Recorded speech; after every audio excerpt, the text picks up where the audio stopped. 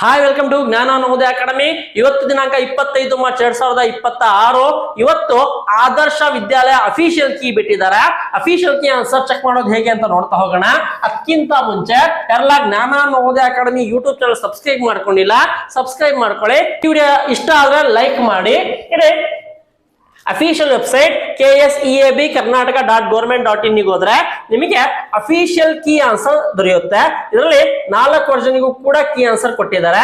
ಇದರಲ್ಲಿ key answer version A, version B, version C, version D 4 version ಕೂಡ ನೀವು ನಿಮ್ಮ ಉತ್ತರ ಚೆಕ್ ಮಾಡ್ಕೋಬಹುದು. ಚೆಕ್ ಮಾಡಿದ್ಮೇಲೆ ಸರ್ ನಾನ್ ಸರಿ ಬರ್ದಿದ್ದೇನೆ ಆದ್ರೆ ಗೌರ್ಮೆಂಟ್ ತಪ್ಪು ಕೊಟ್ಟಿದ್ದಾರೆ ಅಂತ ಆದ್ರೆ ನೀವು ಅದೇ KSEAB ವೆಬ್ಸೈಟ್ ಹೋಗಿ ಈ ಫಾರ್ಮೆಟ್ ಕೊಟ್ಟಿದ್ದಾರೆ ನೋಡಿ. ಇಲ್ಲಿ ವರ್ಷನ್ ಹಾಕ್ಬೇಕು, ಕ್ವಶನ್ ನಂಬರ್ ಹಾಕ್ಬೇಕು, ಅವ್ರು KSEB ಇಂದ ಯಾವ್ದು ಆನ್ಸರ್ ಕೊಟ್ಟಿದ್ದಾರೆ ಅದಕ್ಕೆ ನಿಮ್ಮ ಅಬ್ಜೆಕ್ಷನ್ ಪ್ರೂಫ್ ಏನಿದೆ ಜೆಮಿನಿ, ಚಾಟ್ GPT ಬಿಟ್ಟು NCERT ಅಥವಾ DSCERT ರೆಫರೆನ್ಸ್ ಹಾಕಿ ನೀವು ಅಬ್ಜೆಕ್ಷನ್ ಸಲ್ಲಿಸಬಹುದು.